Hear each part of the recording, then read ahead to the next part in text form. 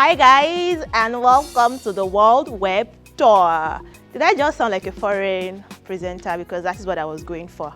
If not, accept it that way. All right guys, so in the course of the week here, three things happened that I believe is important I come and speak about here concerning the Nigerian government. You know how our government always finds a new way to just, eat us from the behind, You understand what I'm trying to say?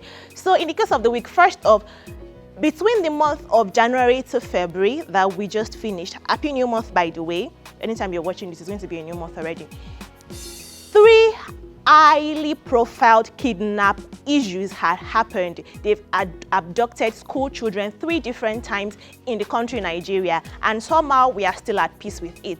There's a Sunday Igbo happening in the southwest and with the northerners, and them saying no, they're no longer sending foodstuffs to the southwestern part of Nigeria. If you're in the southwest, you understand that the prices of our tomatoes, our pepper is now very expensive. If you like yourself, just go and store in your house now, because very soon, probably they'll be giving you 2 for 200 naira. It's going to be like the onion scarcity. But that's not what I'm here to talk about. I'm here to talk about the kidnap case. First off, I have a few questions for the government. So is it like we have a special tailor, a seamstress, a factory where once there is an abduction case, when abduction happens, they immediately get the measurements of these school children and start sewing them fine fabrics like kaftan, senators? Like, how does that happen? You abduct the children today, next tomorrow they are released and they're already in beautiful attires. Is it like they send it to the state government, or is it the federal government that gives it to them? I really don't understand that part. Is this a game, or is this something that is happening? Because now there is the case of the boys that were kidnapped in Niger State Government College in Niger State, and they said that they've released them less than 2 weeks after they released the boys, and then they went to meet with the president of Nigeria, with Buhari. Then recently, again, it happened on the 26th of February, they kidnapped 317 school children from the federal government's girls' secondary school in Zamfara State. They took these girls from school and we've not heard nothing. And then Buhari is telling us that they should not dare him, or these bandits, whatever they are called. They shouldn't think that because he's not saying anything, he's a weakling. They should remember he's a military personnel. I mean, guy, you've been rehabilitating these guys. Occupy like it okay, didn't do up to half of this, and then you send mobs. And you are now giving these people small warning. They should not think you don't know what you are doing. No. And then there's the case of our religious leaders, so to say, especially the northern religious leaders. This is not a tribal thing, by the way. I'm just saying what has been happening. With they saying bandits are not bad people. People are abducting us, and they are not. What's the definition of being a bandit? That's not. Well, it's just one of the things I want to discuss. Please, boo-boo, excuse that. What is happening? You say they should not take you as a weakling. You are going to do something about it. When are you actually going to start doing something about it?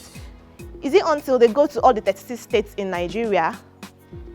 Guy, we should talk about something else in the coming month. We don't want to hear about kidnappers and abduction and all of those things again. It's becoming too still. Moving on real quick to the second thing that happened in the course of the week. Remember when Timi Dakolo and his wife case wanted to happen with Pastor Biodun Fatoyinbo, when Timi Dakolo started ranting on Instagram, on social media about men of God who are not men of God, who claim to be this, who claim to be that. Two-Face has been doing that too.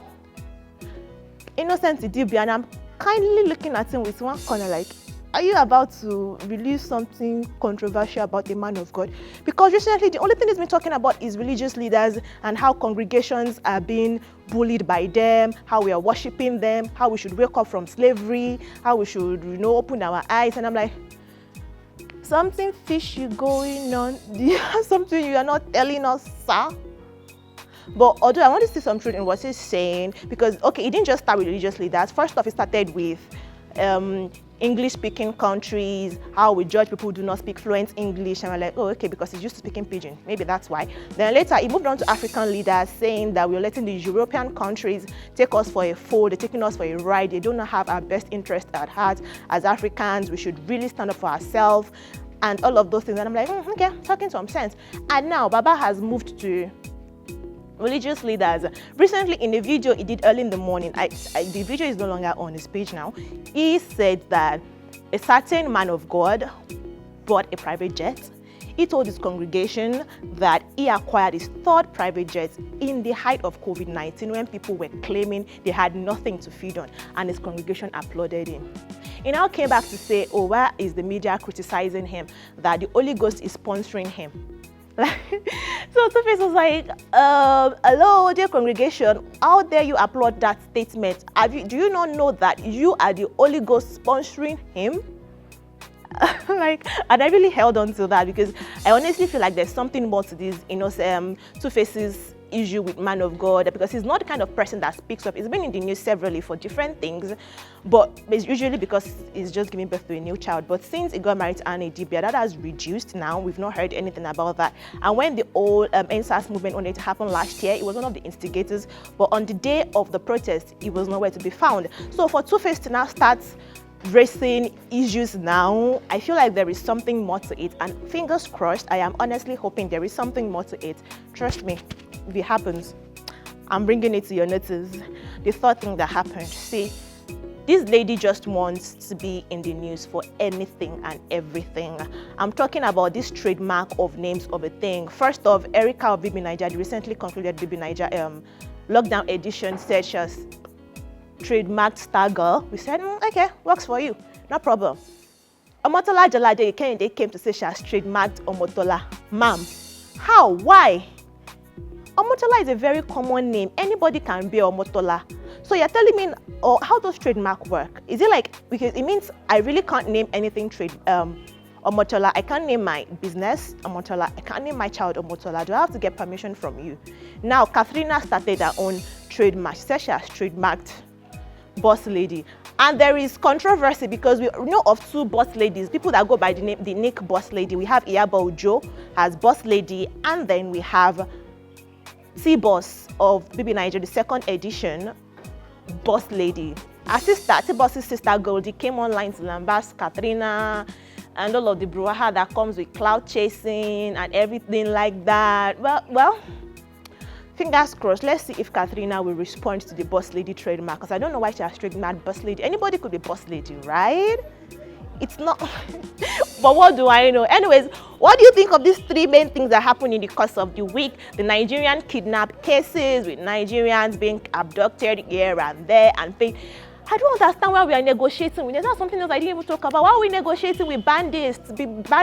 Oh, Jesus, how do you pronounce that word? Why do we negotiate with these people that abduct us? We pay ransom and then they release our school children to us. When did that start making sense? Let me know what you think. And then the Two-Face Idibia, an African being in slavery. It says slavery has ended, but we are still enslaved to the European countries because they don't have our best interest at heart. And then the old trademark issue. What do you think about it, guys? Let me know in the comment section. I will be waiting for you.